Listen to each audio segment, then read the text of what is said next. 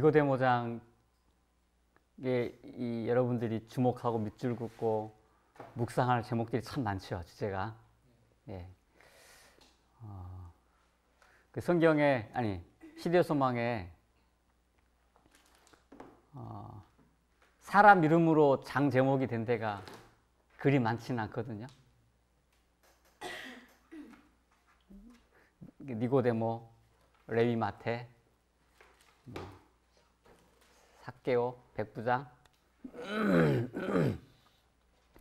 몇 가지 사람들이 있는데 이 시대 소망의 장 제목은 어떤 때는 이렇게 장소 위주로 많이 된 때가 있어요. 니고데모는 이름이 장 제목이에요.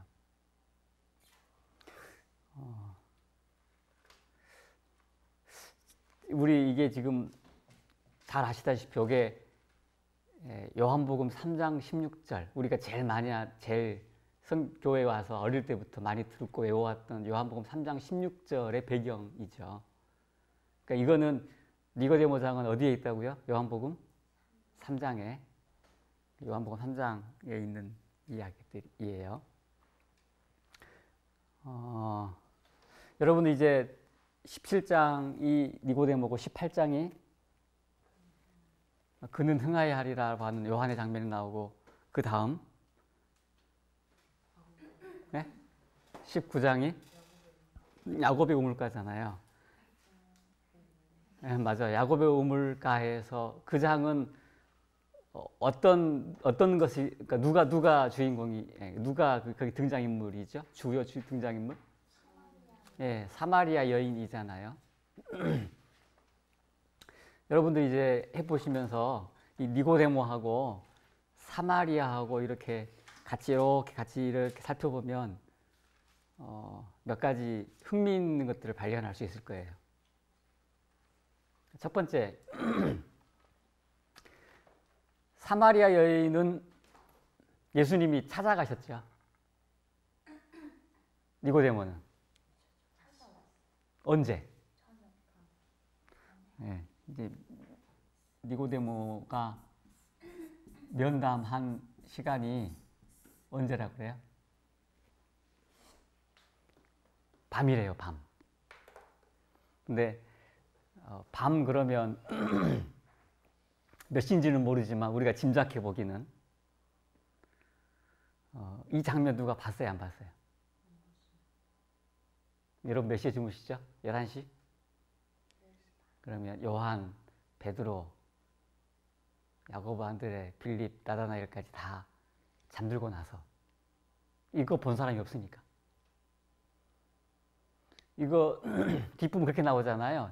이 장면을 예수님 십자가에 돌아가시고 나서 니고데모가 그제야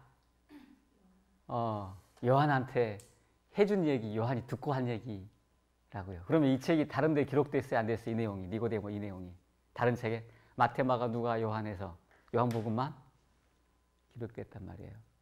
그러니까 이 얘기는 상당히 오랫동안 잘 알려지지 않았던 얘기란 말이죠. 밤에 혼자 갔어요. 생각해 보세요. 다 잤어. 우리 장항규 간사님이 예수님이라고 하면 여러분들이 장 간사님 왜 안 주무세요? 피곤한데. 저 먼저 잘게요. 그리고 다 들어갔단 말이에요. 장 간사가 괜히 불 꺼진 거실에서 왔다 갔다 해요. 왜? 누굴 기다려요? 누가 올지를. 예수님이 밤에 니고데모를 기다리는 거예요. 깜깜한 데서. 그런데 예수님이 보셨겠죠. 여기 보면 맨 첫 번에 이 몇 문장이 두 가지 관점에 대해서 나오는데 관점. 두 관점이에요. 두 관점. 예수님을 바라본 관점이 있었어요. 첫 번째 뭐라고 하냐면 예수님을 어떻게 묘사했어요? 니고데모라는 사람이 예수님을. 첫 번째 문단에 보면 초라한 나사렛 사람. 초라한 나사렛 사람. 그 다음 문장에 제사장들이 예수님 어떻게 봤냐면 미천한 갈릴리 사람. 그러니까 니고데모가 보나 그 당시 관원들이 보나 예수님은 겉으로 보기에는 미천하고 초라하고 나사렛 그 어부 갈릴리 그럼 무슨 이미지가 있을까요? 어촌? 아무튼 이 두 관점이 예수님을 바라보는 관점이 별 볼 일 없는 여기는 니고데모고 여기는 제사장들이란 말이에요. 근데 보세요. 예수님이 지금 기다렸다고 상상을 했잖아요. 우리가 니고데모를. 그럼 예수님이 니고데모를 알아요? 아셨을까요? 예수님이 성전을 이렇게 정결케 하셨잖아요. 제사장들이 다 도망갔죠. 관원들이, 상인들이 다 도망갔단 말이에요. 이 사람들이 다 도망갔대요. 니고데모는 어때요? 처음부터 끝까지 남아서 다 봤대요. 처음부터 끝까지 그 광경을 다 봤단 말이에요. 뒤에서 가만히 있었지만 도망가는 것, 예수님이 정결케 하시는 것, 도망가는 것, 거기에 남아서 사람들이 고침을 받고 기뻐하고 찬양하고 감사하는 것을 봤단 말이에요. 니고데모가. 그럼 예수님이 그 상황에서 도망가지 않은 어쩌면 유일한 관원을 보셨을 것 같아요. 그죠? 이 니고데모 마음속에 예수님을 만나야 되겠다. 근데 야, 내가 관원이 돼가지고 이렇게 만나면 뭘 어떻게 따라요? 만나면 이게 흉보기도 하고 이게 사람들한테 어떤 사례가 돼가지고 이게 불편한 일이 생기겠다 싶었나 봐요. 딴 사람도 다 이렇게 하면 어떡해. 그래서 만나러 가는데 밤에 도시가 다 잠들었을 때, 깜깜할 때, 베드로도 자고 다 잠들었을 때 예수님 혼자 이 니고데모가 먼저 물어봤대요. 예수님 어디서 주무시는지 미리 물어보고 저녁에 찾아갔어요. 찾아가서 니고데모가 말을 먼저 걸죠. 선한 선생이여. 꽤 높여주는 말이잖아요. 근데 그게 오히려 예수님에 대한 뭘 표현했대요? 불신. 예수님께서 뭐 선하다고 그러느냐, 선한 분 오직 한 분이다 그러고 다 다짜고짜 아주 본질과 핵심에 바로 접근해요. 왜 그랬을까요? 왜 니고데모에게 예수님이 뭐 선한 선생이요 그러면 아유 내가 보니 당신도 꽤 선하더구만요. 어저께 다 도망가는데 당신만 도망가지 않던데 예, 당신 마음속에 진리를 사모하는 마음이 있네요. 뭐 이런 얘기, 덕담, 소위 이런 얘기 할 수 있잖아요. 예수님 그렇게 안 하셨어요. 바로 본질을 얘기해요. 그 본질이 뭐였어요? 거듭나라. 이 말을 듣고 니고데모의 마음속에 내적인 생각이 여기다가 뭘 제가 생각을 해봤냐면 투쟁. 이 말을 듣고 예수님 말씀 듣고 니고데모 마음속에 어떤 생각이 들었어요? 첫 번째, 화가 났대요. 화. 그렇게 읽으셨나요? 거듭나야 된다는 말을 듣고 예수님 말을 듣고 니고데모의 첫 번째 반응이 뭐였냐면 화가 났대요. 화.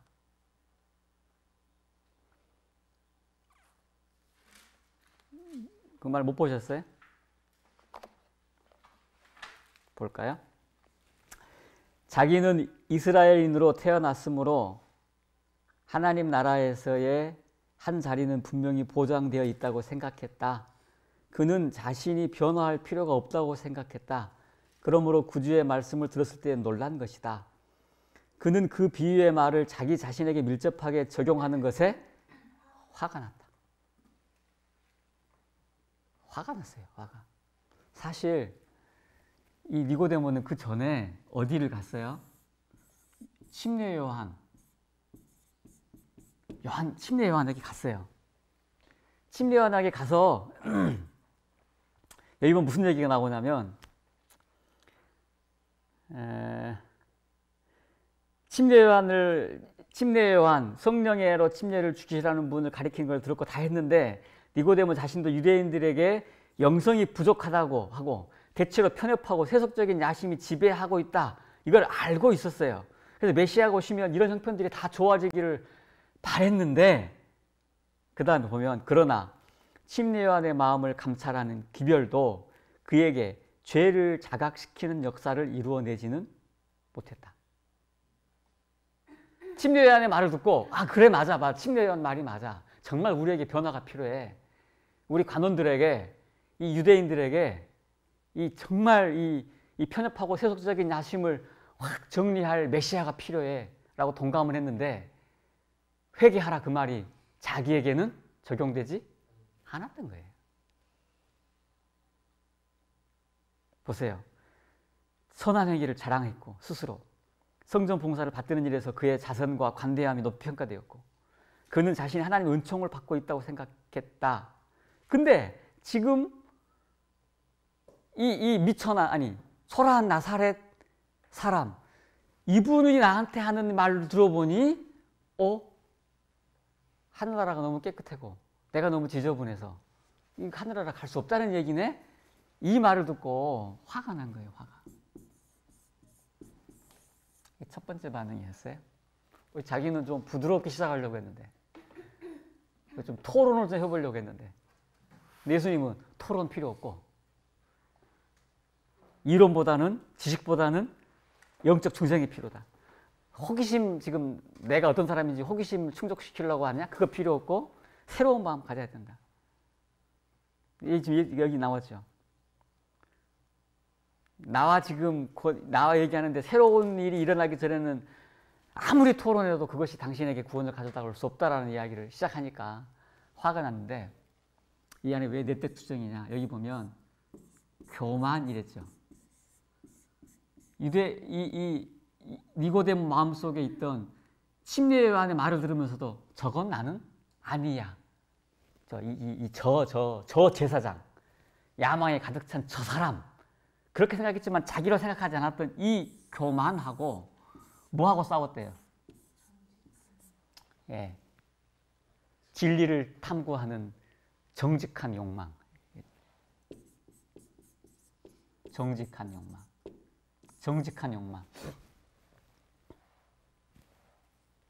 뭐 고귀한 욕망. 마음속에 아주 깊은 정직함과 교만과 싸웠다는 거예요. 그는 그리스도께서 이스라엘 관원이 된 자기의 지위를 존중하지 않고 평소처럼 자기에게 말씀하시는 것 이상히 여겼어요. 왜 이분이 나를 이렇게 슬쩍 이렇게 인정해주고 그러시지? 왜 이렇게 나한테 불친절하시지?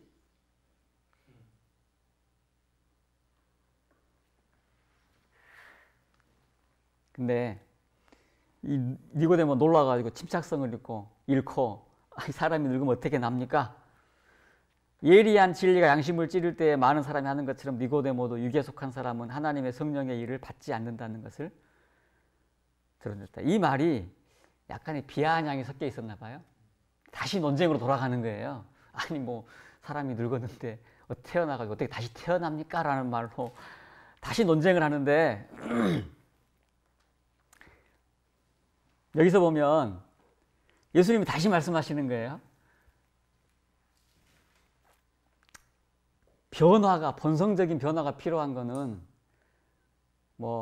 요한의 침례 받을 때 왔던 사기꾼들, 뭡니까? 세리나 이런 사람들, 도둑놈들, 이런 사람들이 아니고 조금 당신은 꽤 지금까지 많이 해왔으니까 당신 그거 인정해주고 거기서 야, 이 부분만 조금만 바꾸면 되겠는걸? 이게 아니고 처음부터 결정적인 변화를 다시 말씀하시는 거예요. 율법주의적인 종교, 경건의 모양을 가진 이것이 아니고 그리스도의 생애는 옛 것을 변경하고 개량하는 것이 아니라 본성을 변화시키는 것. 이 말씀을 다시 강조하시면서 이것은 오직 무엇을 통해서 이루어질 수 있다? 네, 성령. 본질적인 변화. 조금 개량하는 것이 아니고 본질적인 변화는 성령을 통해서 일어나고 있는데 이 얘기를 하기 위해서 설명을 이제 바람이라고 하는 예증을 이끌어내요. 바람이 힘으로 불매 내가 그 소리를 들어도 어디서 오며 어디로 가는지 알지 못하니 성령으로 난 사람 다 이와 같다. 봄바람이 찰랑찰랑 불면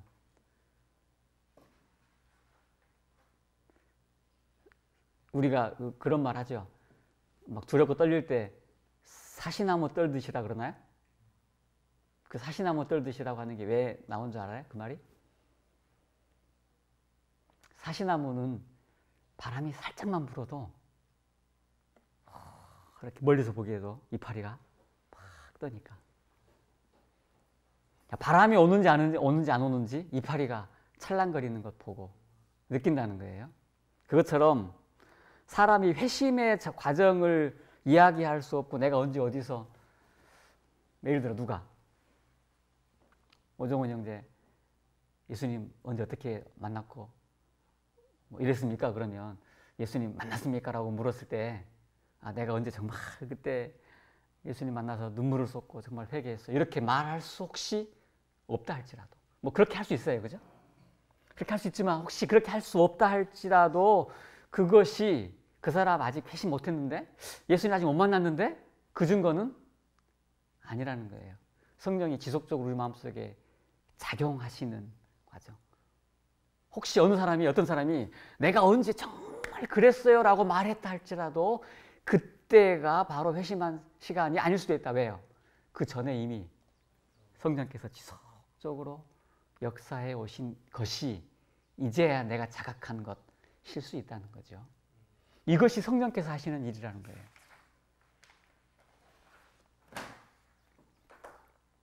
하나님의 성령이 사람의 마음을 사로잡을 때 생애가 변화된다. 사랑, 겸손, 화평 이런 것들이 분노, 시기, 분쟁을 대신하고 기쁨, 이것이 슬픔을 대신하고 용모가 하늘빛을 반사한다. 이렇게 해서 사람의 피조물이 새로운 피조물이 되는데 이런 것을 이해하는 게 어렵대요? 불가능하대요. 불가능. 거룩한 실제를 우리가 이해하는 것. 근데 그것이 우리가 이 성령의 작용에 대해서 완벽하게 이해하는 것이 불가능할 수 있어도 그것이 우리에게 분명히 엄연한 거룩한 실제임을 알 수 있다는 거예요. 왜? 변화가 됐으니까. 그 다음에 이런 말씀을 하실 때에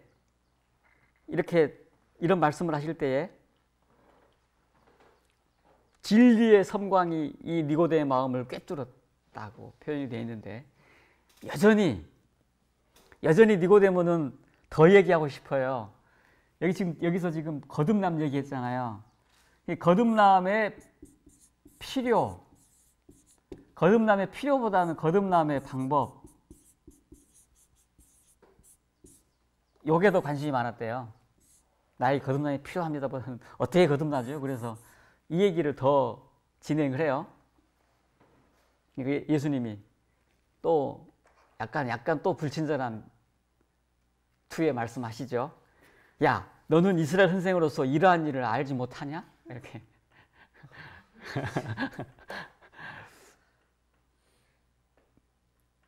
예수님이 그렇게 말씀하시니까 아까 같으면 어때요? 화가 나요. 화가. 지금은 어땠을까요? 여기 보세요. 니고데모가 명백한 진리의 말씀에 화를 내는 대신 영적으로 무지한 자신에 대해 깊은 겸손의 태도를 가져야 한다는 교훈을 받았는데 이런 표정에 성내지 않았어요. 이때. 그러니까 예수님은 지금 거듭남의 필요에 대해서 말씀을 하고 계시는데 거듭남의 방법을 얘기하면서 이것도 몰라? 그러니까. 근데 이렇게 말씀하시는 예수님 이야기 듣고 성내지 않았는데 여기서는 성내지 않았어요. 성 안 냈는데 그 이유가 뭐냐? 예수님께서 니고데모 하신 것처럼 제가 방금 말했던 것처럼 투명하게 너 뭐 이렇게 그것도 몰라?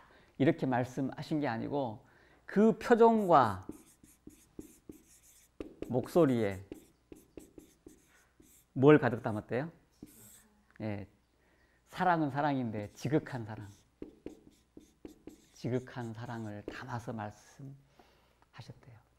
니고데모가 점점 예수님이 하시는 말에 정말 이 전곡을 찌르는 말, 내 폐부를 찌르는 그런 말 말고 예수님이 뭘 본 거예요? 네. 이분의 마음이 어떤 마음으로 나에게 지금 이 말씀을 하시는 건가에 대하여 예수님과 이제 뭐라 하나요? 아이 컨택? 눈이 맞아서 예수님의 마음을 보기 시작하는 거예요. 아까 여기저기서 도망갔다는 얘기 있잖아요. 지사장들. 여기서 니고데모는 이제 큰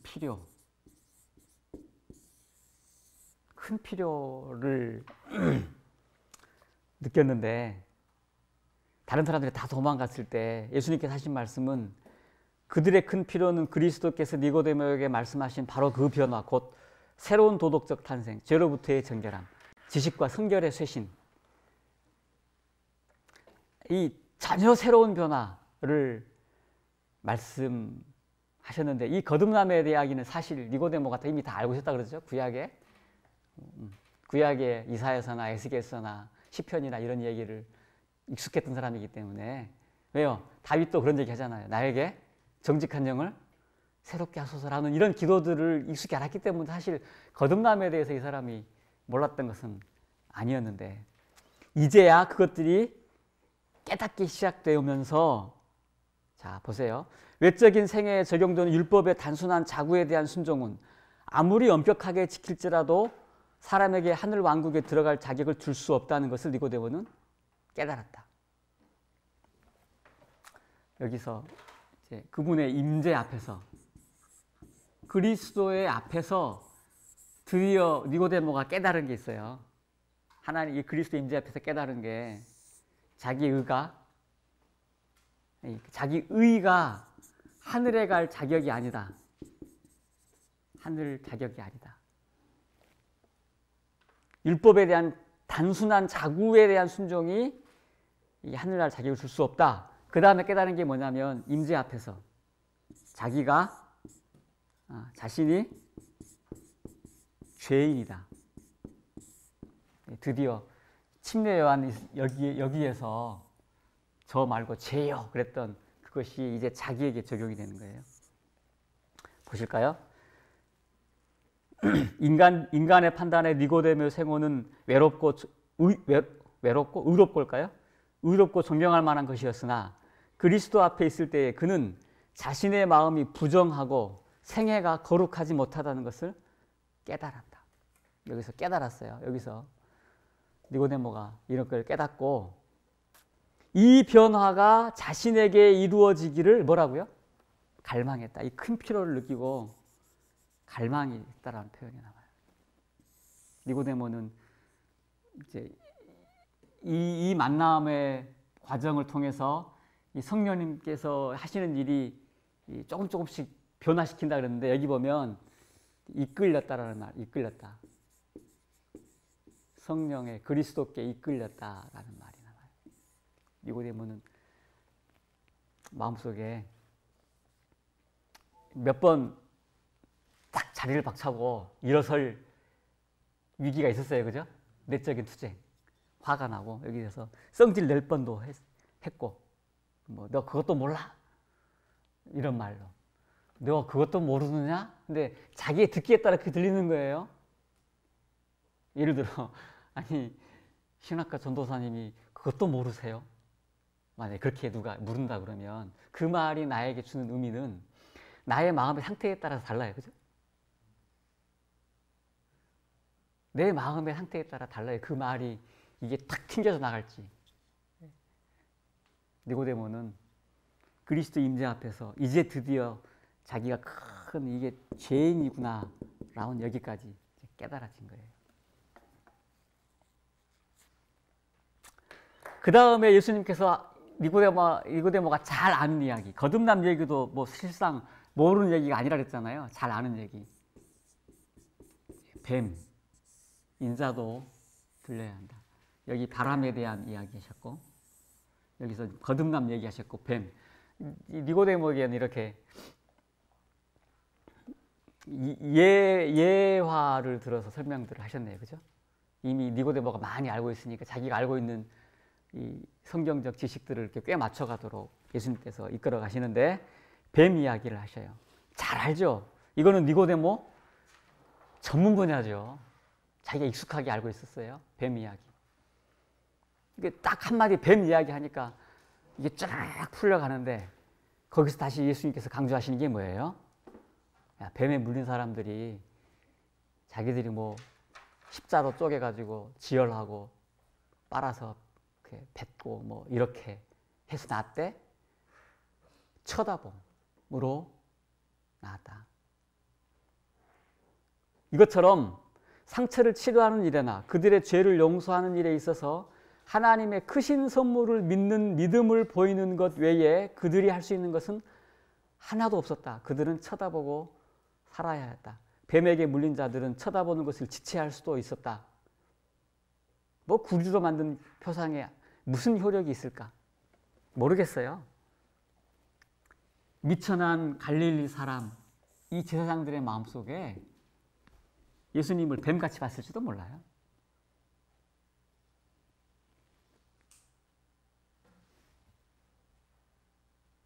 과학적인 설명을 요구하라 그랬지만 아무런 설명도 없었을 수도 있었다. 그렇죠? 단지 쳐다보기를 얘기했고, 쳐다보기를 거절하는 그것은 멸망을 의미했다. 니고데모는 이제 알았어요. 그토록 내가 이 모세가 광야에서 뱀을 쳐들고 사람들이 많이 깨물렸던 그 얘기를 내가 설교를 여러 번 했는데, 야, 이 얘기가 그 얘기였네 라고 알고 니고데모는 이것을 마음속에 간직했대요.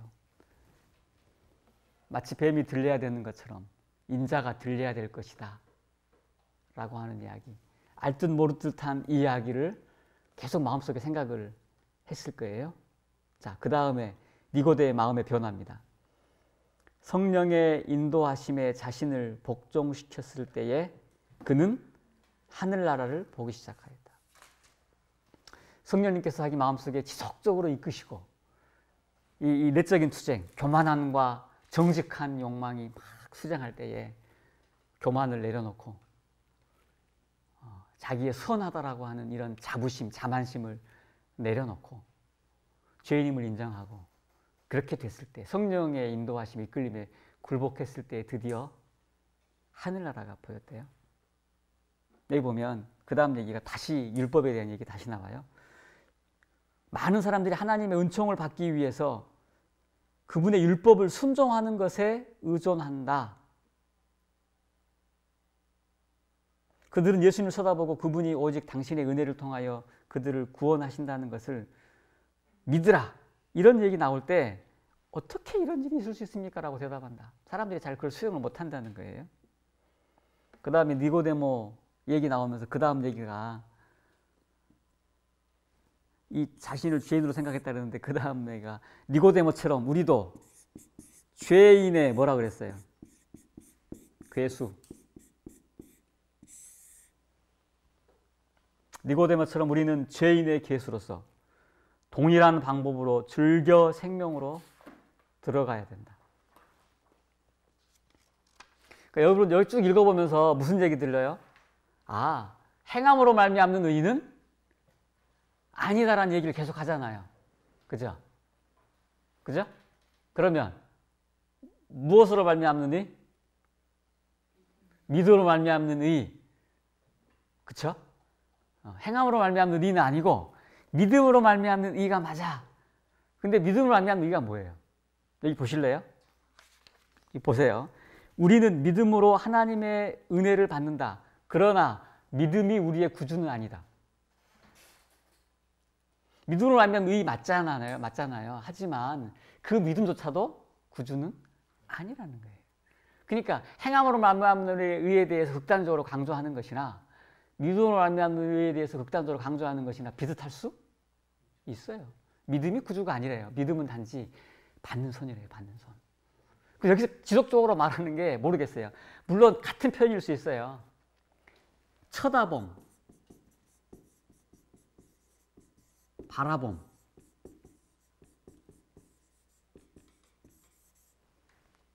그러니까 다시 말하면 이 쳐다봄, 바라봄이 되고 난 후에는 행함이라고 하는 말, 믿음이라고 하는 말, 이 말이 같은 말일 거예요. 같은 말일 거예요.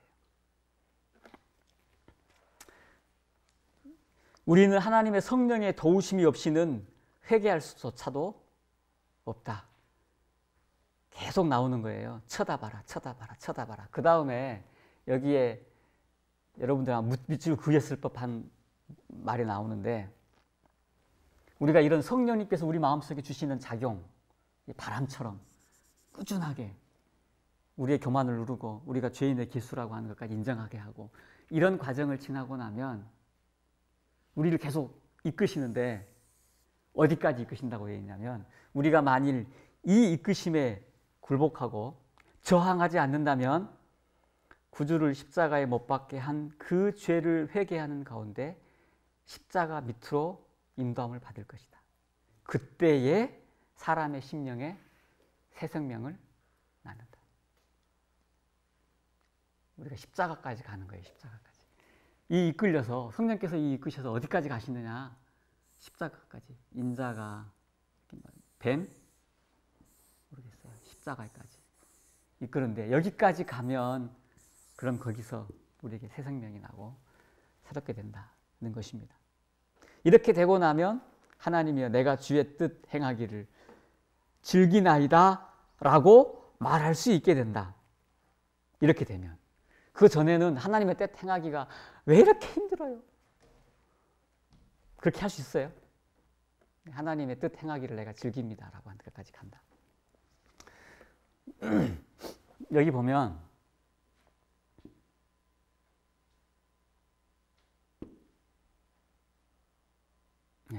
보면 이제 맨 마지막 한 30번째 후반부에 보면 이런 표현이 있어요. 예수께서 그 후에 하신 설교 말씀 가운데 하늘나라를 유업으로 받을 모든 사람들의 마음속에 이루어져야 할 필요가 있는 과업을, 말이 긴데 다시, 예수님께서 여러 가지 설교를 많이 하셨는데 이후에도 마음속에 하늘나라를 유업을 받을 사람들의 마음속에 이루어져야 될 과업을 지금 니고데모에게처럼 완전하게 단계적으로 설명하신 경우는 이거 말고는 없다, 이런 표현이 있어요. 다시 이해됐죠? 무슨 말인지. 설교를 많이 하셨는데 하늘나라를 얻게 될 유업, 그 방법을 사람의 마음속에서 이루어지는 이 일들, 과업이란 표현, 마음속에서 어떤 일이 이루어지는지 이걸 설명하고 완벽하게 단계적으로 설명한 게 이때 말고는 없다. 이제 숙제입니다. 이게 뭔지 한번 찾아보세요. 여기 보니까 이 단계라고 표현했는데, 우리의 이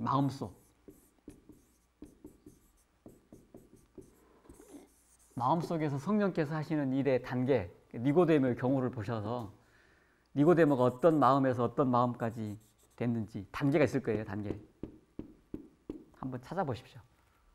이렇게 쭉, 지금 제가 쭉 대충 설명을 드렸는데 이게 이때니까 우리가 한번 이걸 한번 살펴보는 것도 좋겠습니다. 자, 이후에 얼마가 지났어요? 니고데모의 마음속에 이런 이 회견이 있은 후에 3년이 지났어요. 3년. 3년 동안 니고데모는 조용하게 살아요. 어떤 사람들은 모르겠어요. 니고데모가 그때 그 받은 말씀에 즉각적으로 반응해서 용기를 가지고 예수님을 따라다녔으면 니고데모가 얼마나 위대한 이름으로 남았겠는가라고 말씀하시는 분도 있겠죠. 니고데모 그렇게 하지 못했네요. 용감하지 않았을 수도 있어요. 그렇죠? 그 마음속에 입으면 조심스럽고 의심스럽다고 했네요. 근데 그 마음을 가지고 여전히 이때 회개할 때 품었던 이 마음이 3년 간직하고 나서